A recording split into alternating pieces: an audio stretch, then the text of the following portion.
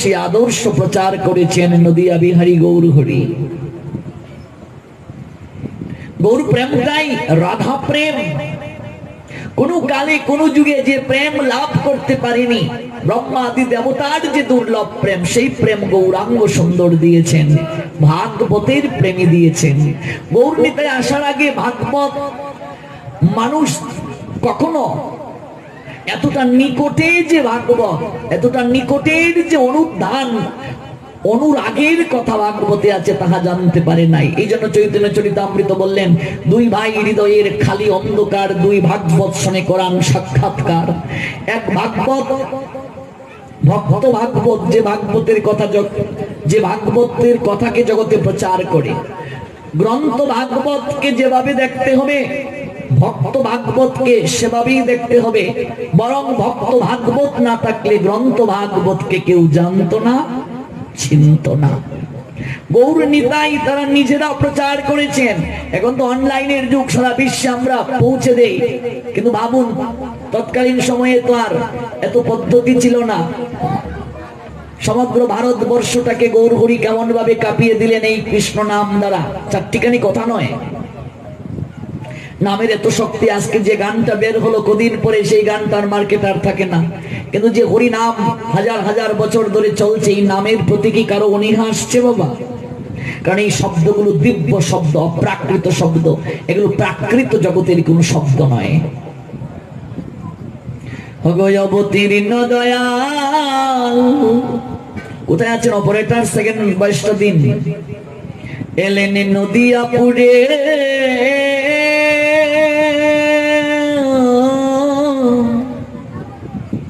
দিতে হরি নাম প্রতি ঘরে ঘরে।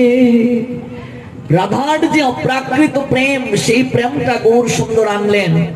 রাধা পাবে বিভুর গোড়া, দুই নয়নে বহে ধারা, ফিরে চায় না, কথা কয় না, মনে বাতার আছে কি। আইলো রে আইলো গহুর, নয় তো এদেশি, সে তো এদেশি নয়, রসের গহুর, সে তো নবীন সন্ন্যাসী। হগো অবতীর্ণ দয়াল,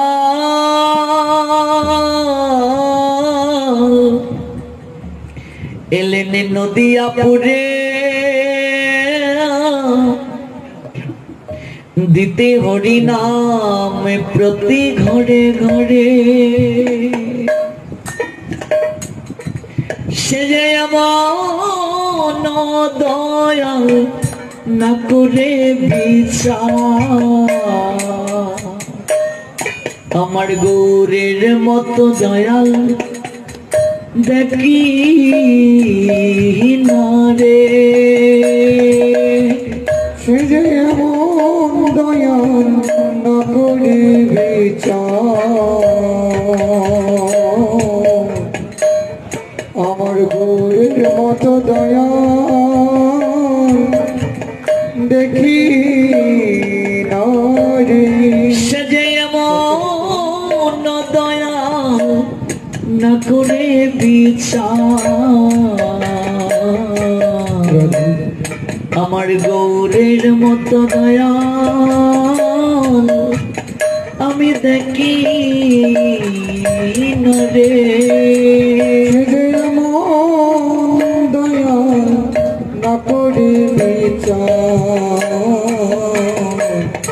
আমার গৌরের মতো দয়াল দেখি না রে। 84 ক্রুশ ব্রজমণ্ডলীর ভিতরে গোবিন্দ যে প্রেম দিয়েছেন, এর বাহিরে এইভাবে প্রেম তিনি দিতে পারেননি। বিচার না করে ভগবান গোবিন্দ কখনো প্রেম দান করেন নাই। কিন্তু সেই গোবিন্দ যখন গৌরাঙ্গ হলেন, তিনি বিচার না করে প্রেম দান করছেন। এই জন্য গৌরাঙ্গের করুণাটা মায়ের মতো, আর ভগবান গোবিন্দের করুণা বাবার মতো। সন্তান দুলাবালি মেয়েকে যখন মায়ের কাছে না এসে প্রথমে বাবার কাছে যায়, বাবা বলে তোর মায়ের কাছে পরিষ্কার হয়ে তারপর কুলে তুলো। সন্তান দুলাবালি মেয়েকে যখন মায়ের কাছে যায়, মা কি তখন ফেলে দেয় কারো কাছে যেতে বলে? দুলাবালি নিয়েই তাকে কুলে নেয় কিংবা পরিষ্কার করে। আমার গৌর হরি তেমন, সে যে এমন দয়া না করে বিচার, গৌরের মতো দয়া দেখি না রে, সে যে এমন দয়াল না করিবে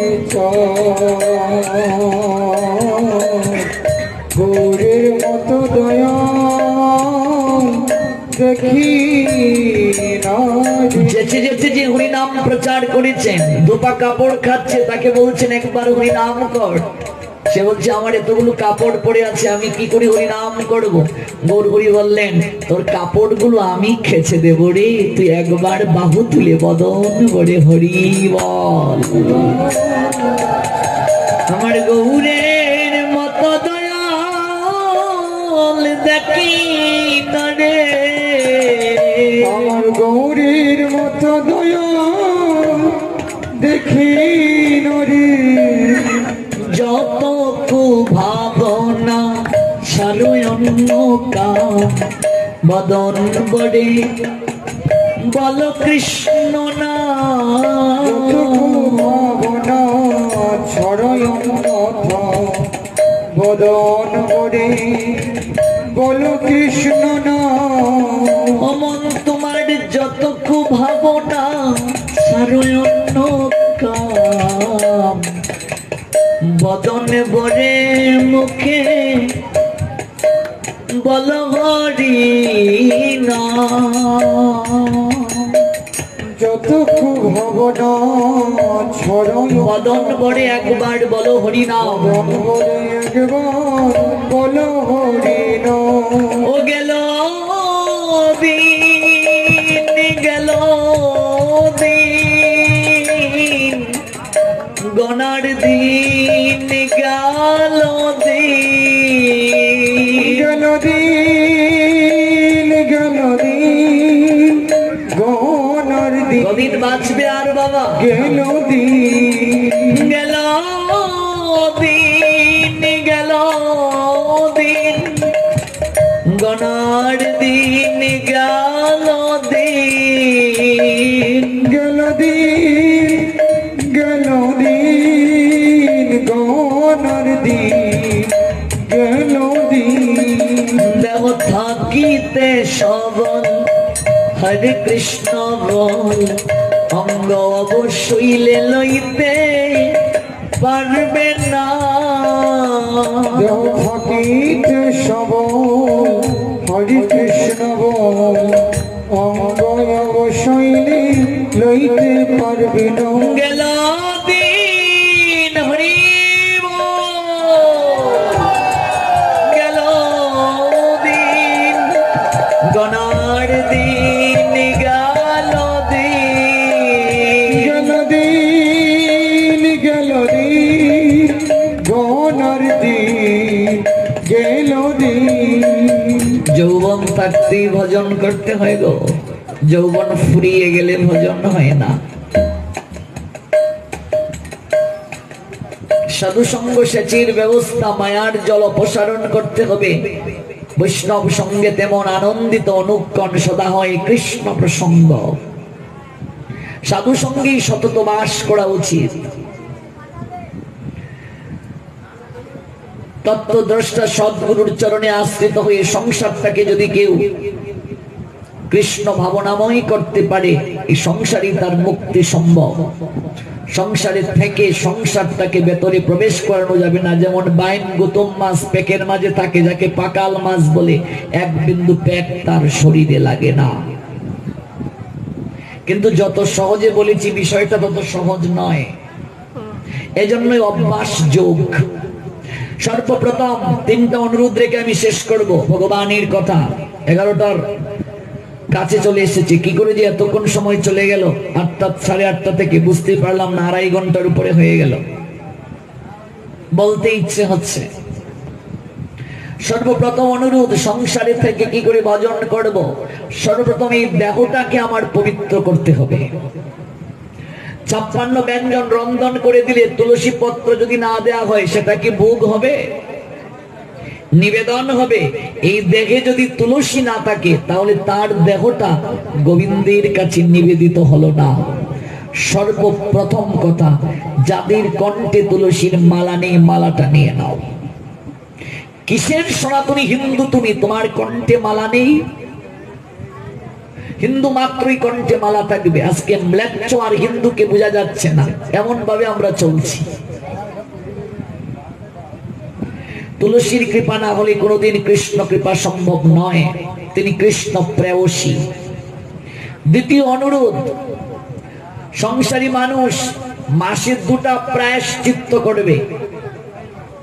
15 দিন পর পর আমাদের এই শরীর ভোগ করছে, স্ত্রী সঙ্গ করছে, স্ত্রী সঙ্গী অপবিত্র, তার দ্বারা ভগবানের সাধন ভজন ভোগ কিচ্ছু হয় না। 15 দিনে এই জন্য প্রায়শ্চিত্ত করতে হবে। কি প্রায়শ্চিত্ত? নির্জলা একাদশী ব্রত পালন করে ভজন করতে হবে মাসে 2 দিন, তাহলে বাকি 28টা দিন ভগবানের কৃপায় ভালো থাকা যাবে। খেয়ে দিয়ে কখনো একাদশীর কথা শাস্ত্রে কোনো জায়গায় নাই। কেবল অসমর্থ অপারক ব্যক্তি যারা, তারা ধান, গম, ভুট্টা, জব, তেল এই 5 জাতীয় রবি শস্য বাদ দিয়ে ফলমূল, জল অনুকল্প রূপে গ্রহণ করে একাদশী করতে পারবে। এটা আপনার আমার জন্য নয়, অসমর্থ যাদের ঔষধ ছাড়া চলে না, যাদের জীবন যায় যায় অবস্থা, না খেয়ে থাকতে পারে না, বৃদ্ধ লোকদের জন্য। কিন্তু আজ আমরা অনুকল্পের নামে বৃহৎ কল্প, ব্রহ্মচারী বলো, গৃহী বলো, মঠ মন্দির বলো, যে পরিমাণে একাদশীর দিন সবজি, বাদামের বুনা 4টা 5টা 10টা আইটেম দিয়ে রান্না করা হচ্ছে, এমনিতে পেট পর্যন্ত একাদশীর দিন গলা পর্যন্ত একটা একাদশীর কৃপাও হচ্ছে না। জল ব্যতীত আর কোনো কিছু খেয়ে যারা একাদশী করে, একাদশী হবে কিন্তু একাদশীর কৃপা তারা লাভ করতে পারবে না। পাপটা কেবল আমার ভেতরে যাচ্ছে না। আমরা প্রত্যেকটা একাদশী নির্জলা করি, যারা অনলাইনে আমাদেরকে দেখো, এবং রাতও জাগরণ করি। আমরা অত্যধিক গরম থাকলে শুধু কেবল জল পান করি। জল পান করে একটু পরে পরে জল খাও, সারাদিন খাও। জল খেয়ে একাদশী করলেও একাদশীর কৃপা হবে। জল ব্যতীত কোনো কিছু খেয়ে যদি একাদশী করো, একাদশীর কোনো কৃপা লাভ হবে না, হবে না, হবে না। এটা সনাতন গোস্বামী পাদের কথা। অনুকল্প কার জন্য? তোমার বয়স 35-40, তোমার আবার অনুকল্প কি? অনু কাকে বলে? অনু মানে কি? একেবারে কম। অনুকল্প মানে কি? শ্যামার চালের পায়েস? কোথায় লেখা আছে শ্যামা চাল খাওয়া যাবে? পদ্মপুরাণ স্পষ্ট নিষেধ করেছে। আজকে ব্যবসার জন্য রেস্টুরেন্ট গুলোতে পর্যন্ত শ্যামা চাল বিক্রি হয় একাদশীর দিন। আর বলে আমাদের এখানে 10 প্রকার একাদশীর প্রসাদ পাওয়া যায়, বিজ্ঞাপন দেয়া হচ্ছে। এটা গৌরাঙ্গের আদর্শ না, এটা জগৎগুরু প্রভুপাদের আদর্শ। খেয়ে দে আবার একাদশী হয় নাকি? খেয়ে দে উপবাস হয় নাকি? উপশব্দের অর্থ নিকটে, বাস মানে অবস্থান করা। না খেয়ে ভগবানকে ডাকা, না খেলে শরীরে কি? কারণ যে যত ভুগি সে তত রোগী। আর তাদেরকে কার্তিক ব্রতটা নিষ্ঠা সহকারে করতে হবে, দামোদর ব্রত। উপবাসের মাধ্যমে 70টা রোগকে ভালো করা যায়। আয়ুর্বেদ পর্যন্ত পারো কিনা? শরীর খারাপ লাগলে খেয়ে নাও, পরে একাদশীতে চেষ্টা করো বিকেল 3টা পর্যন্ত পারো কিনা, না পারলে ফলমূল, জল, সবজি পেয়ে নাও। এরপরে একাদশীতে চেষ্টা করো দেখি সন্ধ্যা আরতি করে পাবো, শরীর খারাপ লাগলে পেয়ে নাও প্রসাদ। এইভাবে চেষ্টা করতে করতে দেখবে একদিন সবাই নির্জলা একাদশী ব্রত পালন করতে সমর্থ হবে। শাস্ত্রে কোনো জায়গায় একাদশীতে খাওয়ার কথা লেখা নাই। খেয়ে দিয়ে একাদশী হয় না। রুটি যারা এতদিন একাদশীতে গ্রহণ করেছেন, তাদের একটা একাদশীও হয় নাই। ওরা রুটি দোষী করেছে, আঠা দোষী করেছে। যেখানে ফলমূল সবজি পেতেই বারণ করে। আজকাল চটি বই পড়ে পড়ে আমরা সবাই বড় বড় পণ্ডিত, বড় বড় পাঠক। আমার 11 ক্লাসে যখন আমি পড়ি, তখনই আমি 2.5 লক্ষ টাকার গ্রন্থ সংগ্রহ করেছি। সিলেটে বন্যায় আমার 3 লক্ষ টাকার গ্রন্থ নষ্ট হয়েছিল। 8 বছর আগে সংগ্রহ করা এই গ্রন্থগুলো সহজে পাওয়া যায় না। 10 লক্ষ টাকার গ্রন্থ যদি কেউ সংগ্রহ করে পড়তে পারে, সনাতন ধর্মের মোটামুটি জানা হবে। আপনাদের কৃপায় 5 থেকে 7 লক্ষ টাকার গ্রন্থ কালেকশন করেছি। কে পড়বে? একটা মহাভারতে 1 লক্ষ শ্লোক আছে, পড়ার সময় কই? আর শোনানোর মানুষ কোথায়? শ্রোতা কোথায়? আজকাল চটি বই পড়ে পড়ে সবাই পণ্ডিত, সবাই পাঠক। আর কমিশনের লুবে বই গ্রন্থগুলো প্রচার করছে, 30% কমিশন পায়। সাধু হয়ে গেছি আমরা। যে গ্রন্থগুলো বিতরণ করছি সেই গ্রন্থ পর্যন্ত নিজেরাই আমরা পড়ি না। যেখানে ভাগবতকে বলা হয়েছে স্বয়ং ভগবানের অভিন্ন, বৈদিক শাস্ত্রকে অমর্যাদা করা মানে নাম অপরাধ। আজকে আমরা এমন একটা অবস্থায় দাঁড়িয়ে আছি, সহজিয়ার মতো হয়ে গেছি আমরা। গৌরাঙ্গের আদর্শটাকে এমন ভাবে আমরা স্খলন করছি। খেয়ে দিয়ে আবার উপবাস হয়ে কি করে? 3 বেলার সবজি খেয়ে আবার উপবাস, 3 বেলা বাদামের বিচি খেয়ে, আরো কত প্রকার কি বড়া ভাজি আরো কি কি, এগুলো খেয়ে আবার উপবাস হয়ে কি করে? যার কারণে কদিন পরে পরে পেট এরকম বেড়ে যাচ্ছে আমাদের। একাদশী ব্রত কেউ যদি কারো রোগ ব্যাধি হয়, বুঝতে হবে সে ঠিক মতো ব্রত পালন করছে না। ব্রত পালন করলে আমার ব্যাধি হবে কেন শরীরে? হবে না। আপনি পরের দিন অনেক এনার্জি পাবেন। উপবাসের মাধ্যমে শরীরকে পবিত্র করা যায়। খালি পেটে যে ফল খাবে নরকে যাওয়ার এবং রোগী হয়ে বিছানায় যাওয়ার পথ পরিষ্কার করবে।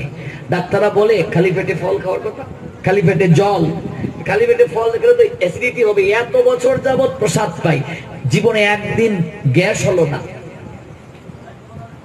খাবারের 1 ঘন্টা আগে জল খেতে হবে, খাবারের 1 ঘন্টা পরে জল খেতে হবে। ডাক্তারদের কথা, ভাগবতের কথা। খেতে খেতে জল খাওয়া মানে বিষ খাওয়া। একগ্রাস স্বামী মহারাজ, তিনি এই 64 গৌড়ীয় মঠের প্রেসিডেন্ট ছিলেন। প্রভুপাদ দেহ রাখার পরে পূজ্যপাদ মৃত্যুলীলায় প্রবিষ্ট ভক্তিবিলাস তীর্থ মহারাজ দায়িত্ব পান। তারপর আমার পরম গুরুদেব পান, যে পরম গুরুদেবের নাম ছিল কানু, বাল্য নাম। পরবর্তীতে নাম ব্রহ্মচারীর নাম কৃষ্ণকান্তি ব্রহ্মচারী। তারপর নাম ছিল ভক্তি কুসুম সমন গোস্বামী মহারাজ। ঢাকা বিক্রমপুর জমিদারের সন্তান ছিলেন। বিবাহের দিন এদিকে বরযাত্রী সহ তিনি যাবেন, কনের বাড়িতেও আয়োজন। কত বড় সাধক দেখুন, ভক্তি সিদ্ধান্ত সরস্বতী গোস্বামী ঠাকুর প্রভুপাদ। আমি জানতাম তুমি আসবে, এসে চরণে লুটিয়ে পড়ে বললেন আমায় কৃপা করুন, আমি পালিয়ে এসেছি। বিয়ে ছিল আমার। বলছি বিয়ে করবে? বলছেন না, আমি সারা জীবন আপনার চরণে থেকে সেবা করতে চাই। সেদিন থেকে প্রভুপাদ দায়িত্ব দিলেন, 2টো রোগের চিকিৎসা করো, একটা দেহের চিকিৎসা আর একটা আত্মা। চলে যান। আর আমরা কে খাবো দাবো, বাঙালি মানে খাবো দাবো। 3 বার 4 বার প্রসাদটা হলে আরো ভালো। রাত্রের খাবারটা কমপক্ষে 3 ঘন্টা আগে, শয়নের 3 ঘন্টা আগে সেরে নিতে হবে যদি কেউ বাঁচতে চায়। প্রেসার, সুগার থেকে, হৃদরোগ থেকে, উচ্চ রক্তচাপ থেকে যদি কেউ বাঁচতে চায়, রাত্রে অন্ন না খাওয়াই সবচেয়ে ভালো। খাবার কি আমরা শুয়ে পড়ি, সেখানে আমাদের কোনো কাজ নেই, আমাদের পরিশ্রমের কোনো কাজ নেই, যার কারণে ফ্যাট হচ্ছে, চর্বি হচ্ছে। আর যে সময় এসেছে ঘর থেকে বের হলে রিক্সা, হাঁটার কোনো সুযোগ নাই, যার কারণে হয় ভেতরে যে মল আটকে আছে, যেগুলো ক্লিয়ার হচ্ছে না। এই যে 24 ঘন্টা কিছু দিলাম না, তারপর পারণের আগে কমপক্ষে 1.25 লিটার কিংবা 3.5 লিটার জল পেয়ে নাও। সঙ্গে একটা 2-3টা গোলমরিচ, 1 লিটার জলে 3টা থেকে 4টা গোলমরিচ, কালো গোলমরিচ। একটু মিশ্রি দাও, লবণ দাও, একটু অল্প লেবুর রস দাও। বেশি দিলে লেবুতে সাইট্রিক অ্যাসিড আছে, অ্যাসিডিটি হবে। সঙ্গে দাও একটু কালো মেঘের গুঁড়া, কসারির দোকানে পাওয়া যায় কালো মেঘ, শিকড়ের মতো। এটাকে ফাঁকি করবে, নিম পাতার মতো তিতা। অল্প একটু দেবে, বেশি নয়। গড়গড় গড়গড় করে খেয়ে নেবে। তারপর দেবে একটু পরে বাথরুমে যাওয়ার জন্য দৌড় শুরু করবে। ভাববে না যে পেট খারাপ হয়েছে, ভেতরে যা আছে সব বের হয়ে যাবে, একদম শরীরটা হালকা হয়ে যাবে। ডাক্তাররা বলে মাঝে মাঝে পাতলা পায়খানা হওয়াটা ভালো শরীরের জন্য। উপবাসের মাধ্যমে 70টা রোগকে ভালো করা যায়। ভগবান কপিল দেব তার মাকে এই উপদেশগুলো দিয়েছিলেন ভাগবতে। আবার আসলে এইগুলো শ্রবণ করাবো। দ্বিতীয় অনুরোধ, চরণে ধরে যারা ব্রত শুরু করেননি একাদশী, আগামী একাদশী থেকেই করুন। না পারলে প্রথমে ফলমূল, জল, সবজি খেয়েই করুন। তারপর ধীরে ধীরে অভ্যাস করুন জলকে, তারপর নির্জলা। না পারলে জল পান, ফল পান, সবজি সব পান, কিন্তু রুটি পাবেন না। অভ্যাস করুন, অভ্যাস যুগের মাধ্যমে যান। আর এই বয়সে আমার মায়েদেরকে বলছি, এই বয়সে যদি না করো, বয়স তো 40-50 প্রায় হয়ে গেছে, আর পারবে না। তাই এই বয়সেই নির্জলা করার চেষ্টা করো। না পারলে শুধু জল খেয়ে করো। তোমার জীবনে 1-2টা ব্রত তুমি এইভাবে করতে পারলে না, কি কৃপা হবে তোমার। দেবর্ষি নারদকে বলেছেন, সময় হে নারদ, বছরের সবকটা একাদশী যারা নির্জলা পালন করে রাত জাগরণ করবে, হে নারদ, আমি পরবর্তী জন্মে গোপীদের সঙ্গে তাকে রাস লীলার অধিকার প্রদান করব। রাসে অধিকার হয়ে যাবে। এই ব্রতের মহিমা যদি বলি, আমরা তো শুধু অল্প জানি, যদি এই ব্রতের মহিমাটা বলতে পারতাম, কত কৃপা। তৃতীয় অনুরোধ, যাদের জপমালা নাই, জপমালাটাও চিরেই নাও, আজই নাও। দুমালা করেই শুরু করো, ওই দুমালাই ধীরে ধীরে যাবে 4, 8, এক পর্যায়ে 16 অভ্যাস যোগ। কিন্তু হরিনাম ছাড়া কলৌ নাস্তেব গতির অন্যতা, জীবের গতি নাই। চতুর্থ অনুরোধ, সবসময় সাত্বিক আহার যারা করতে পারছো না, মাসের মাঝে 17 দিন স্বামী স্ত্রী শারীরিক সঙ্গম করবে না, আর আহার সংযম থাকবে যদি সংসারে ভালো থাকতে চাও। একাদশীর আগের দিন, একাদশীর দিন, একাদশীর পরের দিন আহার সংযম, মাছ মাংস খাবে না, শারীরিক সংযম। তাহলে মাসে একাদশী কটা? 2টা। তাহলে 3 3 কদিন? 6 দিন। অমাবস্যা পূর্ণিমা 6 আর 2 8, মাছ মাংস খাবে না, শারীরিক সম্পর্ক করবে না। অমাবস্যা পূর্ণিমায় রাত্রে আহার করবে না, সূর্য অস্তের পূর্বে আহারটা সেরে নেবে, নইলে শরীরে বিষ ব্যথা হবে। দেখবে অমাবস্যা পূর্ণিমা আসলে শরীরে ব্যথা অনুভব হয়, তিথির সঙ্গে শরীরের সম্পর্ক আছে। সংক্রান্তিতে মাছ মাংস খাবে না, শারীরিক সম্পর্ক করবে না, সন্তান ধারণ করবে না, তাহলে সেই সন্তান অপূর্ণ হবে। তাহলে কদিন হলো? 9 দিন। আর সংক্রান্তি 10 দিন। রবিবারে গীতার জন্ম হয়েছে, পৃথিবীর জন্ম হয়েছে, অক্ষয় তৃতীয়া প্রথমবার রবিবার। সমুদ্র মন্থন হয়েছে, হাজার হাজার হাজার দৃষ্টান্ত আছে। রবিবারে মাছ মাংস খাবে না, চুল কাটবে না, নখ ফেলবে না। তাহলে রবিবারে যদি কেউ নখ ফেলে, স্বয়ং মনু বলেছেন তার 6 মাসের আয়ু কমে যাবে। চুল নখ ফেলবে না, সম্মান নষ্ট হবে, মানের হানি হবে, ইত্যাদি অনেক আছে স্মৃতিশাস্ত্র। রবিবার মাসে কটা? 4টা। বৃহস্পতিবার যদি লক্ষ্মীর কৃপা ধরে রাখতে চাও, সংসারে ব্যবসা বাণিজ্যে একের পর এক লক্ষ্মীহীনা মনে হচ্ছে, পেঁয়াজ রসুন খাবে না বৃহস্পতিবারে। পেঁয়াজের রসুনের গন্ধ চলছে, আর এসমা লক্ষ্মী বস করে, হা করে লক্ষ্মী রয়েছে তোমার করে থাকার জন্য। বৃহস্পতিবার রবিবার 4 4 8, অমাবস্যা পূর্ণিমা 10,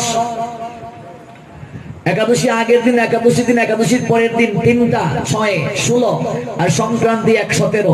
এই 17 দিন শারীরিক সম্পর্ক নিষেধ।